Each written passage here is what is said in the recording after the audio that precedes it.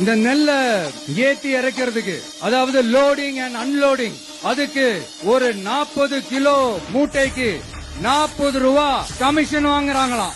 அரசாங்கமே ஒரு மூட்டைக்கு 10 ரூபா கொடுக்கறாங்க. ஆனா இவங்க அதுக்கு மேல 40 ரூபா கமிஷன் வாங்குறாங்க.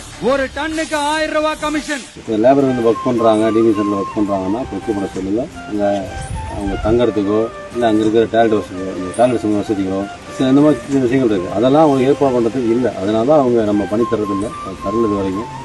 அதனால அவங்க 20, 30, 40 ரூபா மக்கள்கிட்ட பொருட்களை வாங்கி அதை பயன்படுத்துறாங்க. அரசாங்கமே ஒரு மூட்டைக்கு 10 ரூபா கொடுக்கறாங்க. ஆனா இவங்க அதுக்கு மேல 40 ரூபா கமிஷன் வாங்குறாங்க. அப்படின்னு சொன்னீங்க சாரு. இது உங்க ஆட்சியில நடந்திருக்குது சிஎம் சார். இதுக்கு என்ன பதில் சொல்ல போறீங்க?